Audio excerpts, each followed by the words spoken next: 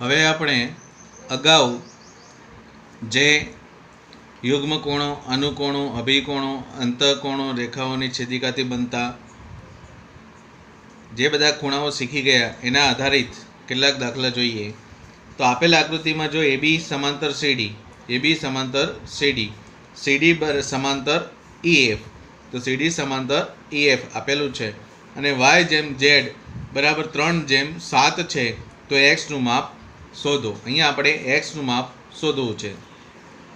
તો હવે આપણે અહીંયા જોઈ શકીએ છીએ કે આકૃતિમાં જ એક્સ અને વાય, તો આ આકાર કેવો બને છે? સી. એનો મતલબ કે એ એક્સ, અહીંયા કોઈ બિંદુઓનું નામ લઈ લો તો પણ ચાલે. તો આ બંને એક્સ અને વાય એ રેખાઓની છેદિકાથી બનતા અંતઃકોણો છે. તો અહીંયા એબી સમાંતર સીડી અને સીડી સમાંતર ઈએફ માટે એબી અને ઈએફ પણ કેવા થાય? સમાંતર. આ આને સમાંતર છે, એબી સીડીને સમાંતર છે, સીડી ઈએફને સમાંતર છે. એનો મતલબ કે એબી અને ઈએફ પણ એકબીજાને સમાંતર થાય. તો એ પ્રમાણે અહીંયા માટે એક્સ બરાબર ઝેડ યુગ્મકોણ થયો. તમે જોઈ શકો છો અહીંથી કે આ કેવો આકાર બને છે? ઝેડ. એનો મતલબ કે એક્સ અને ઝેડ એ યુગ્મકોણની જોડ થઈ. તો યુગ્મકોણની જોડના ખૂણાઓ એકરૂપ થાય, સરખા થાય. ક્યારે થાય? તો સમાંતર રેખાઓ આપેલી હોય અને એની છેદિકા હોય ત્યારે. તો એક્સ અને ઝેડ એ બંને સરખા થાય છે. તો અહીંયા અંતઃયુગ્મકોણ કહેવાય. તો અહીંયા તમે જોઈ શકો છો એક્સ બરાબર ઝેડ. હવે એબી સમાંતર સીડી, તો આ બે ખૂણાઓ રેખાઓની છેદિકાથી બનતા અંતઃકોણો છે. તો અંતઃકોણો પૂરક હોય છે, એટલે કે આ બે ખૂણાઓનો સરવાળો કેટલો હોય છે? 180. તો એક્સ વત્તા વાય બરાબર 180. તો આમ એક્સ બરાબર ઝેડ અને એક્સ વત્તા વાય બરાબર 180. તો એનો મતલબ કે અહીંયા એક્સ બરાબર ઝેડની જગ્યાએ, એક્સની જગ્યાએ અહીંયા ઝેડ મૂકી દઈએ તો ઝેડ વત્તા વાય બરાબર કેટલા થાય? 180. એટલે વાય વત્તા ઝેડ બરાબર 180. વળી આપણને અહીંયા આપેલું છે કે વાય જેમ ઝેડ બરાબર 3:7. આવું રકમમાં આપણને આપેલું છે. માટે ગુણોત્તરોનો સરવાળો આપણે અગાઉ જોઈ ગયા હતા એ પ્રમાણે. તો 3:7, એનો મતલબ કે 3 ને 7 10. હવે આપણે અહીંયા જે ખૂણો શોધો છે, ઝેડ શોધો છે, તો ઝેડને સંગત અહીંયા શું છે? 7. તો 7/10 ગુણ્યા કેટલા? સરવાળો કેટલો થાય છે? 180. તો એ પ્રમાણે ઝેડ બરાબર 7/10 ગુણ્યા 180. તો અહીંયા 18 126. તો હવે આ રીતે આપણે એક્સ બરાબર ઝેડ છે માટે એક્સ ખૂણો કેટલો થાય છે? 126. તો આ રીતે શોધી શકાય છે. હવે સમાંતર રેખાઓની છેદિકા દ્વારા બનતા ખૂણાઓની જોડના સંબંધો. તો સંબંધો કેવા? તો પૂર્વધારણા 6.3, જો એક છેદિકા બે સમાંતર રેખાઓને છેદે તો અનુકોણની પ્રત્યેક જોડ સમાન હોય છે. તો આ આપણે કે જો એક છેદિકા બે સમાંતર, આપણે આગળ જોયું દાખલામાં, એની અંદર પણ એ પ્રમાણે હતું. તો બે સમાંતર રેખાઓની છેદિકાથી બનતા અનુકોણની જોડ કેવી થાય? સમાન. તો પૂર્વધારણા 6.3 ને અનુકોણ પૂર્વધારણા પણ કહેવામાં આવે છે. પૂર્વધારણા 6.4, જો એક છેદિકા બે રેખાઓને એ રીતે છેદે કે અનુકોણની એક જોડ સમાન હોય તો બંને રેખાઓ પરસ્પર સમાંતર હોય છે. તો અનુકોણની જોડનો આકાર કેવો હોય છે? એફ. હવે જો છેદિકા દ્વારા બે રેખાઓ જે મળે છે અને એની અંદર જો અનુકોણની જોડના ખૂણાઓ સમાન હોય તો એમ કહી શકાય કે બંને રેખાઓ પરસ્પર સમાંતર છે. એ રીતે પ્રમેય 6.2, જો એક છેદિકા બે સમાંતર રેખાઓને છેદે તો અંતઃયુગ્મકોણની પ્રત્યેક જોડ સમાન હોય છે. હવે એક છેદિકા છે, બે સમાંતર રેખાઓ છે, તો એના દ્વારા બનતા અંતઃયુગ્મકોણની જોડ શું થાય? સમાન થાય.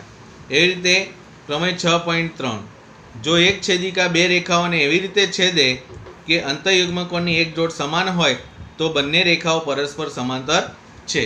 એટલે કે અહીંયા એમ કહેવા માગે છે કે જો ખૂણાઓની જોડ સમાન થાય તો છેદિકા અને જે બે રેખાઓ છે શું બને છે? સમાંતર.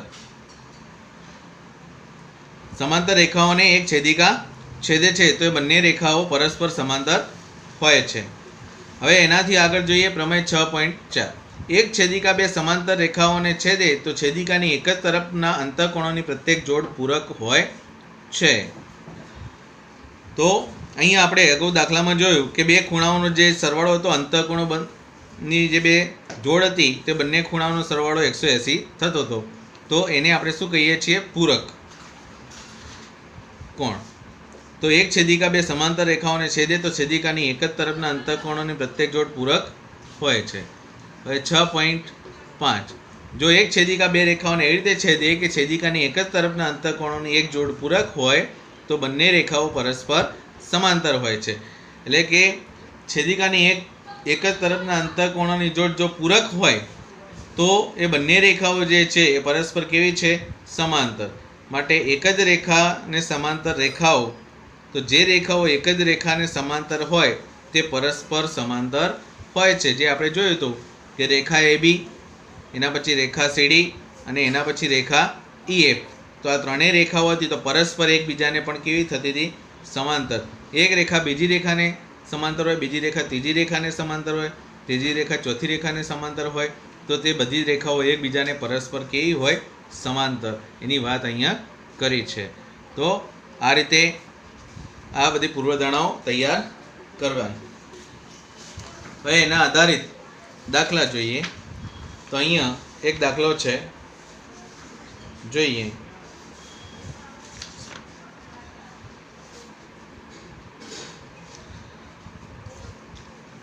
કે આપેલ આકૃતિમાં x અને y ના માપ શોધો અને બતાવો કે AB સમાંતર CD. હવે AB સમાંતર CD આપણે બતાવવું છે અહીંયા. તો આપણે અલગ અલગ પ્રકારની પૂર્વધારણાઓને જોઈ તો એની અંદર x અને y શોધીએ તેના ઉપરથી આપણને ખ્યાલ આવે. એ રીતે અહીંયા બીજી આકૃતિ આપેલી છે કે 50 x y r 130 આપેલા છે. તો જોઈએ કિરણ QA. આની અંદર તમે કિરણ QA નું અંત્યબિંદુ રેખા PS પર છે. આ PS જે છે એની ઉપર Q બિંદુ આવેલું છે અને QA નું અંત્યબિંદુ, આ QA જે છે એનું અંત્યબિંદુ અહીંયા કઈ રેખા ઉપર આવેલું છે? PS પર છે. માટે PQA એટલે કે આ કેટલો થયો? 50 અને AQR. તો આ બંને શું બનાવે છે? રેખિક જોડના ખૂણા. હવે રેખિક જોડના ખૂણા બને છે. આપણે જોઈએ છીએ કે અહીંયા એક સીધી રેખા છે, આ એક સામાન્ય ભુજ છે. તો આ બે પરસ્પર રેખિક જોડના ખૂણા બનાવે છે. તો PQA વત્તા AQR. તો અહીંયા 50 છે, આ બે ખૂણાનો સરવાળો 180 થાય છે. તો 180માંથી 50 જાય તો કેટલા વધે? તો 130. તો તમે અહીંયા જોઈ શકો છો કોણ PQA વત્તા કોણ AQR બરાબર 180. માટે 50 વત્તા x બરાબર 180. માટે x બરાબર 50 પ્લસ છે, જમણી બાજુ જાય એટલે માઇનસ થાય. માટે x બરાબર 130. હવે રેખાઓ PS અને CD અહીંયા તમે આકૃતિમાં જોઈ શકો છો. PS અને CD તો એ પણ એકબીજાને શું કરે છે? R બિંદુમાં છેદે છે. માટે CRS અને QRD આ બંને સામસામેના ખૂણાઓ કેવો આકાર રચાય છે? X. તો શું કહી શકાય? અભિકોણો. તો સામસામેના ખૂણો અહીંયા કેવા થાય છે? સમાન થાય છે. માટે શું કહી શકાય? CRS અને QRD આ બંને ખૂણા કેવા થાય? સરખા. એનો મતલબ કે 130 છે તો y પણ કેટલો થશે? 130. તો હવે એને કઈ રીતે ગણવું? તો જોઈએ. રેખાઓ PS અને CD આરમાં છેદે છે. માટે CRS અને QRD અભિકોણો છે. માટે બંને ખૂણા સરખા થાય છે. પરંતુ CRS અહીંયા કેટલા આપ્યા છે આપણને? તો તમે જોઈ શકો છો CRS અહીંયા કેટલા છે? 130. માટે QRD એટલે કે y પણ કેટલો થાય? 130. તો 1 અને 2 પરથી x બરાબર y મળે છે. અહીંયા તમે જોઈ શકો છો x બરાબર પણ 130 મળ્યા અને y બરાબર પણ 130 મળ્યા. એનો મતલબ કે આકૃતિમાં જોઈએ તો x અને y એ યુગ્મકોણની જોડના ખૂણા છે અને બંનેના માપ સરખા છે. માટે એમ કહી શકાય કે રેખાઓની છેદિકાથી અહીંયા આપણને 1 અને 2 પરથી આ ખૂણાઓ રેખાઓ AB અને CD ની છેદિકા PS દ્વારા બનતા અંતઃયુગ્મકોણ છે અને તેઓ કેવા છે? સમાન છે. તો આપણે અગાઉ જે વ્યાખ્યા પૂર્વધારણા જે જોઈ એના આધારે એમ કહી શકાય જો યુગ્મકોણની જોડના ખૂણાઓ એકરૂપ હોય અથવા તો સમાન હોય તો બંને રેખાઓ પરસ્પર કેવી હોય છે? સમાંતર. માટે એમ કહી શકાય કે AB સમાંતર CD. આ રીતે આ દાખલો જોઈ શકાય છે.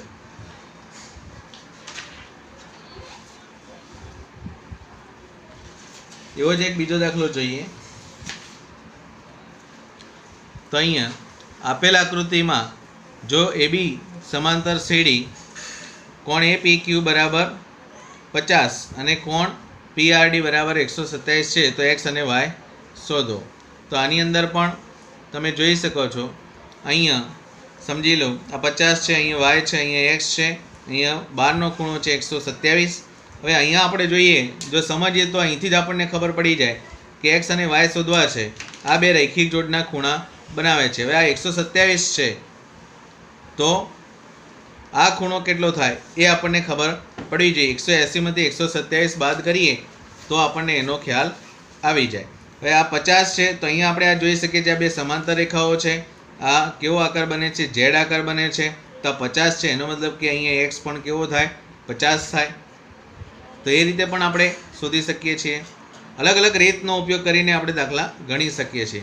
અહીંયા આપણે જોઈએ AB સમાંતર CD અને PQ તેમની છેદિકા છે. AB બે સમાંતર રેખાઓ છે, PQ એની છેદિકા છે. એના દ્વારા બનતા યુગ્મકોણની જોડનો ખૂણો છે. માટે APQ અને PQR નો સરવાળો કેટલો થાય? સરખો 180. પણ આ બંને ખૂણા કેવા છે? સરખા છે. માટે કોણ APQ બરાબર કોણ PQR અંતઃયુગ્મ કોણો છે. APQ 50 માટે x બરાબર 50. વળી AB સમાંતર CD, AB સમાંતર CD અને PR એની છેદિકા છે. તો અહીંયા પણ યુગ્મ કોણો બને છે. તો કોણ APR અને બીજું કયું બને છે? PRD. બરાબર, APR અને PRD એટલે કે આ બે ખૂણાઓ અહીંયા આપણે લેવા પડે. તો અહીંયા તમે જોઈ શકો છો કોણ APQ અને QPR બરાબર 127. તો એ પ્રમાણે અહીંયા APR બરાબર PRD થાય. માટે કોણ APR બરાબર 127 થાય. હવે કોણ APQ અને QPR આ બંનેનો સરવાળો 127 થાય છે. હવે આ બંને આસન્ન ખૂણાઓ છે. તો APQ અને QPR એટલે કે 50 + y બરાબર 127. તો અહીંયા તમે જોઈ શકો છો કે કોણ APQ વત્તા કોણ QPR બરાબર 127. તો 50 + y બરાબર 127. માટે y બરાબર 127 ઓછા +50 છે. જમણી બાજુ આવે એટલે માઇનસ થાય, -50. માટે y બરાબર 77.